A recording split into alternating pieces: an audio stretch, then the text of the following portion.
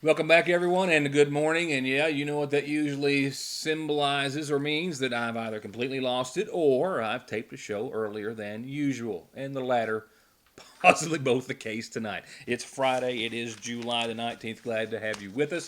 And yes, I'm out of here with a full show ahead, but earlier today it is actually, and I'll actually have a report and that reason for you in just a few seconds. So we'll talk about that in just a few moments. Our other headlines tonight will include much more than what I had initially thought even last night at this time in regards to the project that's going to go to build and do much more than just sidewalk construction in the downtown area extending on Route 40 for close to a mile. It's not a $1 million project, it's a multi-million-dollar project, and Judge Executive Matt Wyman got some more details this morning, and he spent some early minutes with me today with the following interview that I'll have in a few moments, and it's going to be a big project, and it's going to be a reality sooner than later. And also the scheduled power outage for Licking Valley RECC customers. I had just a press release last week. Tonight I've got Curry Howard on the phone in just a few seconds and some more details about the number of affected and exactly as close to as we can be where that power outage is going to affect much of Magoffin County. Now, as for my reason for taping very early this morning, well before the noon hour, it's to head to Somerset for the graduation ceremony, if you will, of this year's Rogers Scholars students, and that, of course, includes actually two students from Magoffin County. One of them, our beloved and much brilliant, very brilliant Andrew, who has been there since Monday. Now, there were actually, as I told you earlier, with a whole lot of pride and enthusiasm, for the first time ever, 3 Magoffin County High School sophomores who were selected for the Rogers Scholar and Scholarship Program. Isaiah Salyer, who's already been to Lindsey Wilson for his week of the program, and then Andrew and Riley Meadows, both at Morehead State University. They've been there since Monday. The ceremony, though, the graduation, if you will, is in Somerset, which, of course, is the headquarters of the program, Hal Rogers' home base, and that's where I am headed. The youth programs at the center help middle school and rising high school students seize their potential to become business and entrepreneurial leaders in the 45 county primary service area. This was established back in '96 through the vision of Hal Rogers and other leaders. The Center for Rural Development is a nonprofit organization fueled by a mission, it says, to provide leadership that stimulates innovative and sustainable economic development solutions and a better way of life in southern and eastern Kentucky. In its 45 county primary service region, the center provides innovative programs in leadership development, advanced telecommunications, technology, public safety, and a variety of performing arts and cultural events. And the center is committed to constantly expanding its capabilities in order to deliver a range of key services throughout Kentucky and the nation. This is the first year for the program at Morehead State University, and from what I can tell, it seems to have gone exceptionally well, and I look forward to happening again in the future, just based on that opinion. And completing this week's programming makes the Rogers Scholars eligible for exclusive scholarships from 17 top Kentucky colleges and universities, including the University of Kentucky, Western Kentucky, Eastern Kentucky, but Morehead State University offers the very best scholarship of all, essentially a full ride and then some for students who choose to go to Morehead State on their accepted and earned, if you will, Rogers Scholarship. And apparently they have had a wonderful time this week because I have gotten about 3 words out of Andrew, which is about 3 less than what I normally would have for a week's time, if anyone knows him. With that said, we've got our top headlines for this evening right after a few words from a few sponsors. Let them know you're watching when you can. Getting the best deal on the best tires with the best service has never been easier. Just log on to ConleyTire.net, check out the latest rebates, sales, and promotions, pick out the tires you want, and email, call, or come by. For huge savings from the family who's been proudly serving the area for over 32 years. Conley Tire in Staffordsville, 297-2424. Just like that, we've jumped into the spring allergy season with all the buds and blooms, tree and grass pollen, mold, and all the nasal congestion, sneezing, itchy nose and eyes and throat that they cause. Don't get caught off guard. Protect yourself daily with a quick trip to Parkway Pharmacy for over-the-counter and prescription relief. And you can always log into parkwaypharmacy.com to have your prescriptions ready when you get there at Parkway Pharmacy in Salyersville. It's time to see what a great time just $10 can get you while you help out a lot of amazing organizations. It's time for the 16th annual Magoffin County Community Day, featuring Russell Moore and Third Time Out, Ralph Stanley II and the Clinch Mountain Boys, Hammertown, Blue Highway, Nathan and Chessie Arnott Band, Route 1081, Terry Miller and Traveler, plus the Project Echo Kids and a special performance by Waylon Bays. And of course, more food, fun, games, and prizes than you can stand. And not only does your $10 get you in, but it also gets you entered to win this Ford Fusion to be given away that night. And kids under 12 get in free at the 16th annual Magoffin County Community Day, Saturday, August the 17th, all starting at 10 a.m.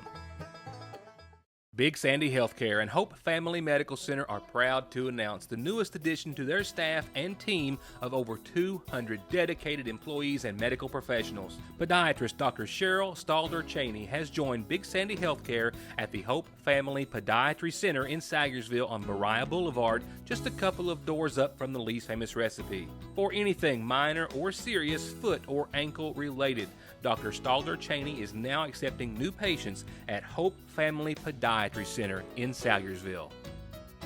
Your new IGA has fresh brewed coffees and delicious donuts made 7 days a week. Daily made breads piled high with any meat or cheese you can think of. And come and taste the salads, broccoli and cauliflower, cornbread, and their gourmet chicken salad made fresh right here. They've got fruit and vegetable and meat trays made with a little love, and celebrate anything with perfectly professionally made cakes, all fresh and ready for your next meal, party, or event at your Salyersville IGA, where it's a new day, place, and way to shop. Let's talk about that scheduled power outage for well over 1,000 customers in Magoffin County next week. Not the entire county, but specifically those on, not all, but many of those on the Licking Valley RECC network. Repairs and the shutdown set for next Thursday, starting at 8 o'clock that morning, are essentially a have-to situation, says Curry Howard of Licking Valley. They had actually hoped to do this repair later on in the fall, but after some analysis, they were starting to become concerned that the overloaded equipment might not last that long and it might cause even more serious issues. So it has fortunately been set for next week and not this week, obviously. Once again, Thursday morning at 8, and it will affect about 1,400 Licking Valley RECC customers. Here's why and where from Mr. Howard. In the substation, there's some overloaded equipment, and some of the technical terms, I don't know what exactly it is, but I know that if we don't change it, that it could cause a major outage and last for maybe 10 to 15 hours or even longer. So the reason we're changing this equipment out is to protect and keep the electric on when we do have high use times. It's going to affect approximately 1,400 accounts, which covers the area of all the head of Licking River area, Gun Creek, Salt Lick, all that area, up to Tip Top, back down Route 7 to the Mountain Parkway, Lakeville, Stinson area, and over the Middle Fork area, from the Mountain Parkway all the way to the Breathitt County line, and then even over into the Fur Middle Fork area. I know this is nothing that anybody ever wants to have to worry about or do, but I'm assuming that you're breathing just a bit of a sigh of relief given next week's forecast versus current forecast.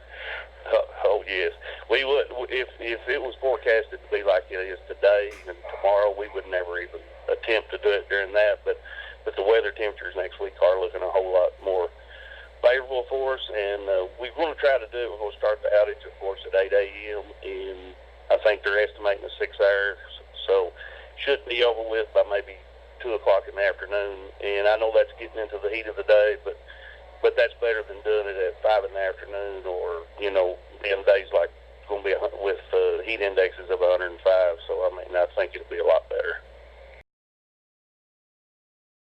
Just a few other details. Essentially here in the Salyersville area, the downtown area, not so many customers on Licking Valley RECC. The majority of those people, including myself, are on Kentucky Power. However, if you get on Route 7 at the rescue squad and then you go to the top of the hill where you would turn down to the middle school and the Salyersville grade school, just as you get to the other side of that hill going on Route 7, essentially from about right there all the way south, those folks will be affected pretty much to the southern tip of Magoffin County. That will include those businesses there along that stretch of Route 7, Don's Superlube, Pizza and More, formerly the Hornet's Nest, and then it will just continue on Route 30 to the Parkway, and like you heard Mr. Howard say, a lot of folks affected.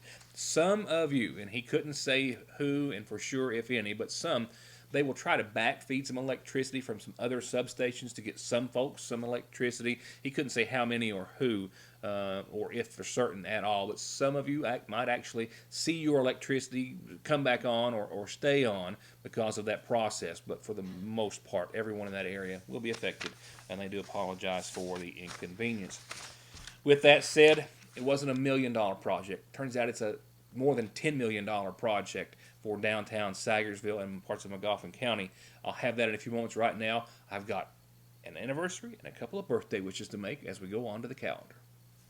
Several special wishes we have for this Friday the 19th, and the first is a happy anniversary, an all-important happy 50th wedding anniversary to Samuel and Sandra Conley. Happy, I can't say it enough, happy 50th anniversary to you. And Grant Cantrell, I can't tell you how many birthday wishes I've had phoned in, pages worth, from a long list of a lot of family and friends who wanted me to wish you the very happiest of birthdays. Grant, happy birthday. And birthday wishes also going out tonight to Denise Gamble from a host of family and friends as well. Everybody, one more big happy birthday wish, this time to Denise Gamble. Happy birthday to all. And just a couple of quick reminders. Don't forget about the Baptize Me in Fire event. Danny Roy Ministries at the altar tonight and tomorrow night at 7, and tomorrow at the altar, which is on 460 West. They're having that big free giveaway at 7, food, clothing, and a lot of other wonderful items while they last. So they hope to see you there. Flag football signups for kids in grades K through 3rd. Tomorrow, 10 till noon in the morning at the Magoffin County High School. Then next Friday will be the last one, 6 to 8 p.m. This is for players and cheerleaders and coaches. They need you too. And we need your announcements so you can let everyone know what you've got going on. Birthday and anniversary wishes or something for your church, group, or organization. We'll be glad to tell everyone about it all. This is how you do it. I'll be right back. Here's a little of what's new at Parkway Gun and Pawn. A big selection of hunting, bowie knives, some to use, some to collect, or both, starting as low as $14.99 a piece. Hey gamers, while they last, they just got in 2 PS4 Pro editions in perfect condition. And as new, still in the packaging, big flat screens at big discounts. A new selection of kitchen gear and appliances, and even a new in-the-box 30-gallon electric hot water heater. You never know what you're going to save on, but you're always going to save at Parkway Gun and Pawn. From brakes, exhaust, suspension, fluid changes, to expert collision and auto body, to turning your 4x4 or diesel from mild to wild, get real auto maintenance, paint, and repair at Black Smoke Performance in Dixie of Salyersville. 349-8785. Appalachian Wireless wants to know if you're tired of settling for a phone you didn't really want because it was more about the cost of the device rather than the phone you really wanted. Well, Appalachian Wireless has the solution, and it's called the Appalachian Advantage. With Advantage, every phone model is back on the table because you only have to pay the taxes on the device you really want. Many of our hottest smartphones are less than $50 up front, then a few extra dollars on your monthly bill. With Appalachian Advantage. Payment agreement is required. See store for complete details. If you've never seen what's inside the seasonal shop, you've never seen anything like it. And if you have seen what's inside the seasonal shop, you've never seen it like this. From all the styles of pillows, dishware, bedding, and wall hangings, it's full of beautiful home decor. And there are frames for anyone and any occasion. There are neat and unique ways to design and do it yourself. There are flowers too perfect to be real. And from expecting moms to newborns, toddlers, teens, and adults, the fashions and designs and jewelry are simply endless and always changing at Fraser's Prater Drugs Seasonal Shop. SSI and disability cases are harder to win these days. You need all the help you can get. If the government has turned you down, I will not. Many factors are considered when a claim is being processed, like your age, education, physical, and mental disabling conditions. When it comes time to winning your disability case, you should not face a federal judge alone. You need an attorney who is experienced, determined, hardworking, knowledgeable, and dedicated to helping you win benefits that you deserve. If you need help with your SSI or disability case, call me, Donald Wayne McFarland, and let me go to work for you. Yeah, so indeed there was much more to the Route 40 sidewalk project, if you will, that I spoke to you about briefly yesterday. We just had the general announcement from the governor's office and from Montgomery County Judge Executive Matt Wireman. It turns out that the $700,000 to $1 million that we knew the county had received yesterday during that announcement is actually just for the planning and pre-construction on what will be about a $10 million project to complete to connect retail and recreation with sidewalk and bike paths while improving a significant portion of Route 40 from the red light to about Wilmay on Route 40.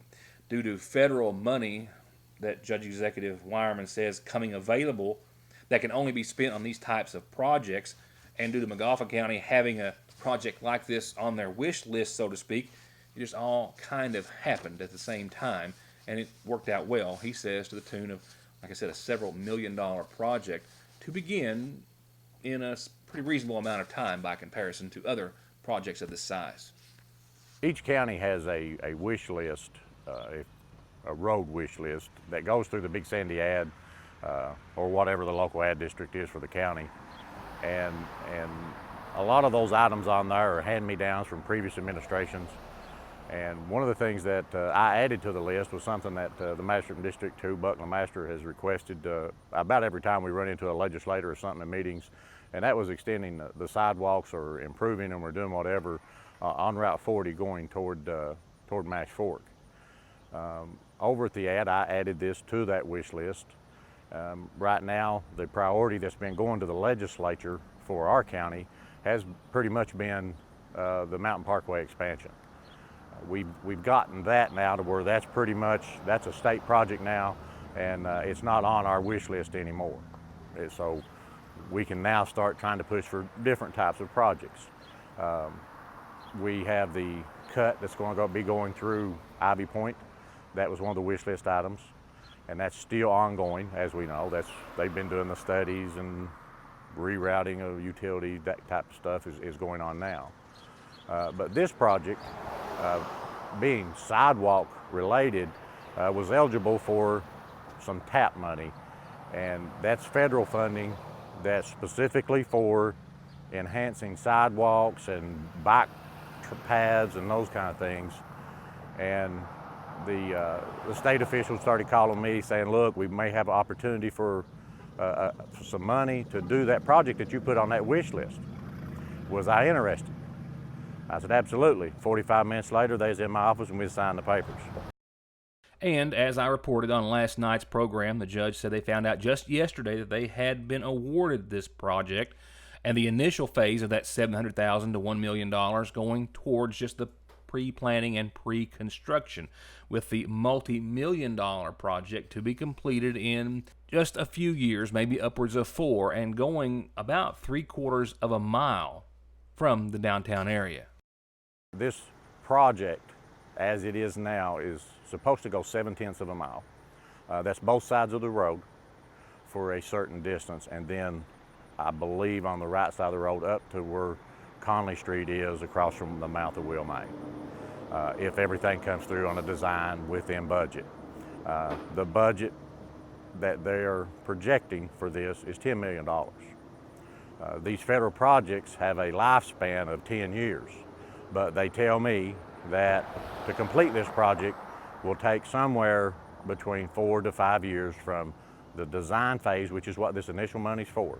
It's to advertise for design consultants, it's to do environmental studies, it's to do the deed title searches, all those kind of things that go into building a road. This is not just going to be slapping sidewalks beside the road, pouring footers and doing it. Like I said, this is a $10 million project. They say when they start this that they will complete the drainage and the sidewalks and possibly widening the road some, and they'll obviously probably have to do that if we're going to put sidewalks on both sides of the road. But it will be a complete reconstruction of this road for 7/10 of a mile. Well, what a drastic change in your weather forecast, not so much from 24 hours ago, but just in comparison to what we're seeing today, what we will see tomorrow, lingering into your Sunday. Temperatures will wane out of the 90s by the latter half of the weekend. And then a cold front comes and slams the door on all of this heat. Daytime highs have been adjusted to not 1 but 2 days in a row in the 70s. Now, if that's exciting all of the fall lovers out there with a little early taste of the season of autumn, don't get too excited. I'm afraid that those temperatures will come with some showers and storms, quite likely at the same time. Yeah, usually when I say buckle up, it's going to be a bumpy ride. It's not necessarily a good one. And it's not going to be that bumpy unless you just want to talk about the gradient change in temperatures and conditions. And if you wanted a nice fall day in July, well, it's kind of half and half. Temperatures definitely are screaming fall, but it's going to be cloudy and rainy by the time those temperatures get into town. Tonight, a low of 74, mostly clear skies, finally a little break from the showers and storms, a light southwest wind, and mostly clear and 74. That's about it to wrap up your work week. Tomorrow, though, another day of the heat. Some of the hottest temperatures we've seen in years. 90 degrees. It's going to be closer to 100 as far as heat indexes are concerned for your Saturday. So take that into mind. Anything you're doing outside, hydration, shade, you know the drill. We've been through it before. It's just going to be some really good old-fashioned heat for your Saturday. Sunday, I think the humidity's still going to be in place to some degree. We'll back off to around 86, closer to probably 95, 96 or 7, maybe as far as heat indexes are concerned. Another hot one, just not as hot on Sunday as it will be tomorrow. You'll see a 20% chance of showers late Saturday night. Those chances increase to 50 and a 60% chance by Sunday and Sunday afternoon and evening. And those are just going to continue to ramp up for Monday, as you saw, 77 degrees, but full of clouds and showers and possibly storms with that front, that cold front that again takes us down to the 70s for 2 days in a row. 77 Monday, 77 Tuesday. Things will start to dry up as that front pulls out, and it's a slow climb out of the 70s. 80 on Wednesday, but sunny and dry. 83, 82 Thursday and Friday. Not bad at all.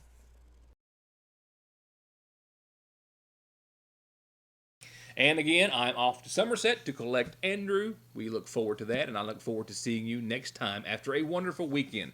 Good night, and thank you for watching.